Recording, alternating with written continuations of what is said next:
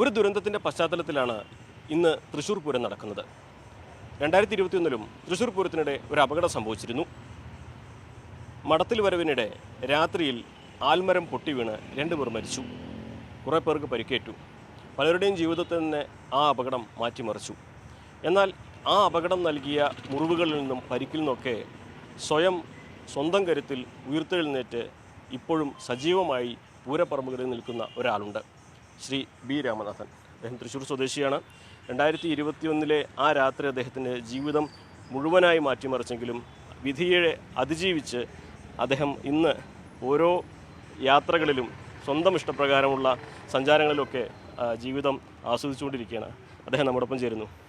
സത്യം പറഞ്ഞാൽ ഒരു അപകടം ആരെയും തളർത്തിക്കളയുന്ന ഒരു അപകടമാണ് സംഭവിച്ചത്. അങ്ങയുടെ ചലനശേഷിയെ വരെ അത് കൊണ്ടുപോയി.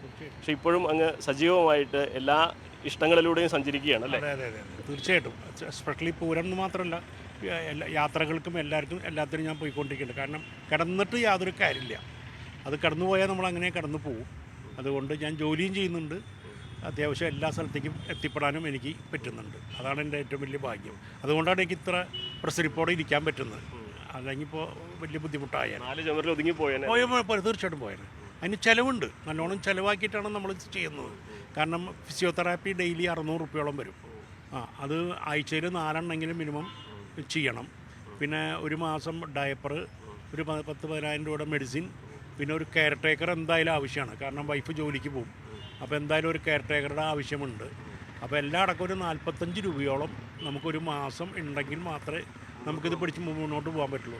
അതിപ്പോൾ ദൈവത്തിൻ്റെ അനുഗ്രഹം കൊണ്ട് വൈഫിൻ്റെ ജോലി, എൻ്റെ ജോലി, പിന്നെ മക്കൾ 2 പേരും ഇപ്പോൾ ജോലി ആയിട്ടുണ്ട്. അപ്പോൾ അതൊക്കെ ആയിട്ട് അത് നല്ലോണം കൊണ്ടു നടക്കാൻ പറ്റുള്ളൂ.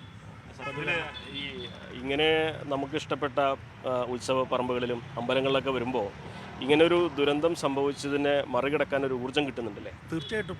ഇതൊക്കെ ആകുമ്പോൾ തന്നെ നമുക്കതൊരു വലിയൊരു ഭാഗ്യമല്ലേ. അത് മറികടക്കാനുള്ള ഒരു ഊർജ്ജം നല്ലോണം കിട്ടുന്നുണ്ട്. കാരണം ഞാൻ ഇഷ്ടപ്പെട്ടിരുന്ന മേഖലയാണല്ലോ ഈ പൂരം, പഞ്ചവാദ്യമൊക്കെ ഞാൻ വളരെയധികം ഇഷ്ടപ്പെട്ടിരുന്നതാണ്. ഞാൻ ഈ തിരുവമ്പാടി അമ്പലത്തിൻ്റെ അടുത്ത പ്രദേശത്താണ് താമസിച്ചിരുന്നത്.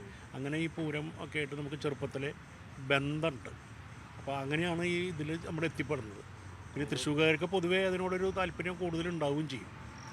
അതേപോലെ ഒരു താളം ആസ്വദിച്ചിരിക്കുമ്പോഴാണല്ലോ അവിടെ. അതെ, തീർച്ചയായിട്ടും. രാത്രി ഒരു 1 മണി നേരത്താണ് അത് പൊട്ടി വീണത്. മനസ്സിലായോ? അതൊക്കെ ആയിരുന്നു നല്ല പെരുക്കത്തിൽ നിൽക്കുന്ന സമയത്താണ് ഈ സാധനം പൊട്ടി മുകളിലേക്ക് വീണത്. ഞാൻ ഇടയ്ക്ക് മോനേട്ടൻ്റെ അടുത്താണ് ഞാൻ നിന്നിരുന്നത്. ആ മതിലിൽ വെച്ച് തന്നെ ജാമൊക്കെ ചെയ്ത് ശരിക്കും പറയുകയാണെങ്കിൽ.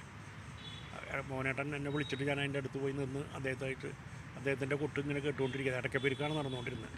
ആ സമയത്താണ് ഇത് പൊട്ടി വീണത്.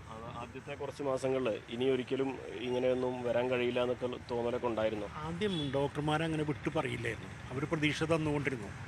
മനസ്സിലായില്ലേ? അത് ശരിയാവും എന്നൊക്കെ പറഞ്ഞിട്ട്. പിന്നെ അവരൊരു 3 മാസം കഴിഞ്ഞപ്പോൾ അവർ വൈഫിനെ വിളിച്ച് പറഞ്ഞു. അത് ഞാൻ കേൾക്കുകയും ചെയ്തു. ആക്ച്വലി നമ്മുടെ മുമ്പിൽ വെച്ച് തന്നെയാണ് പറയാത്.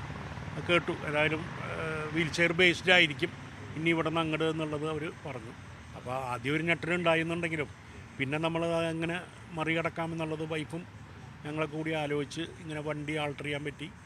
എനിക്ക് സ്വയമായിട്ട് ഓടിക്കാൻ പറ്റില്ല. കാരണം കൈക്കും പ്രശ്നമുള്ളതുകൊണ്ട് സ്വയമായിട്ട് എനിക്ക് ഓടിക്കാൻ പറ്റില്ല. അല്ലെങ്കിൽ എനിക്ക് ഓടിക്കുന്ന രീതിയിൽ വണ്ടി സെറ്റ് ചെയ്യുമായിരുന്നു.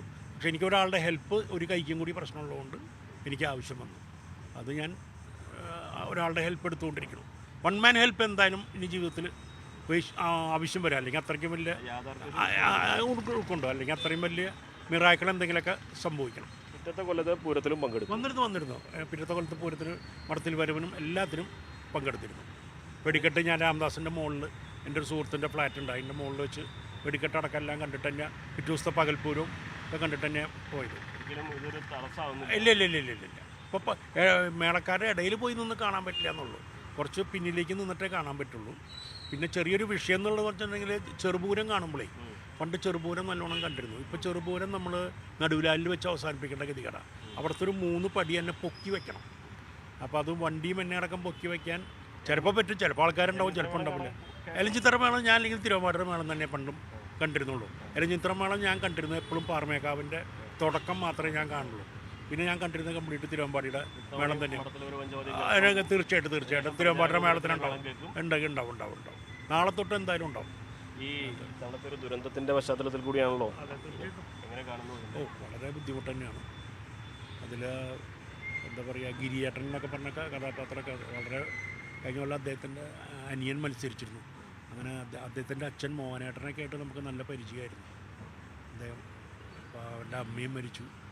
എനിക്ക് പരിചയമുള്ള ഒരാൾ ഗിരിയാണ്. അതിൽ അവൻ്റെ ബ്രദറേയും ഹരീനെയും പരിചയമുണ്ട്. വളരെ സങ്കടപ്പെട്ട കേസ് തന്നെയാണ്. നമുക്ക് പഞ്ചവാദ്യം പൂരം എങ്ങനെയാണോ അതേപോലെ തന്നെ ഗിരിക്ക് വെടിക്കെട്ടിനോടുള്ള താല്പര്യം കൊണ്ടാണ് അവിടെ പോയിട്ട്. തീർച്ചയായിട്ടും ഹസ്ബൻഡ് ചെറുപ്പത്തിലൊക്കെ തിരുവമ്പാടിയുടെ ഭാഗത്തുനിന്ന് പോയിട്ട് ഇതുപോലെ അതൊക്കെ നിറച്ചിട്ടുണ്ടെന്നാണ് പറയണത്. അപ്പോൾ കയ്യിലൊക്കെ ആ മരുന്ന്, ആ പശ കയ്യിലായി കഴിഞ്ഞാൽ ഭയങ്കര സ്മെല്ലാണ്. അപ്പോൾ ആൾക്കാർ കൂടെ ഉള്ളവരാണ് ഉരുട്ടി കൊടുക്കുക അവർക്കൊക്കെ ചോറ്. അതൊക്കെ അങ്ങനെ ഓർത്തെടുത്തു ഞങ്ങൾ ആ സമയത്ത്.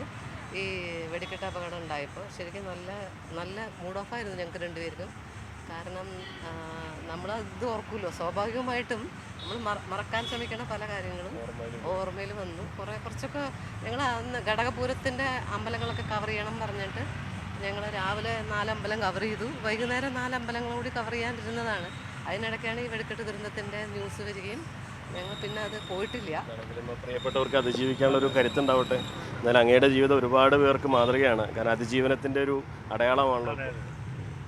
എന്തായാലും ഒരു വലിയ ഭാഗ്യമായി കണക്കാക്കും. അതിലൊരു മൊത്തം ഫാമിലിയുടെയും എഫേർട്ട് ഉണ്ട്. അങ്ങനെയാണ് ഞങ്ങളിത് പിടിച്ച് നിൽക്കുന്നത്. പിന്നെ ദൈവത്തിൻ്റെ ഹസ്ബൻഡിൻ്റെ മനക്കരുത്തുണ്ട് ഇതിൻ്റെ പിന്നിൽ. നല്ല സ്ട്രോങ് ആയിട്ട് നിൽക്കണമുണ്ട്. നമ്മൾക്കും സ്ട്രോങ് ആയിട്ട് കാര്യങ്ങൾ ചെയ്യാൻ പറ്റും. എന്നാണെങ്കിലും തനിക്ക് സംഭവിച്ച വിധിയെ മറികടന്നുകൊണ്ട് അദ്ദേഹം മുന്നോട്ട് നീങ്ങുകയാണ്.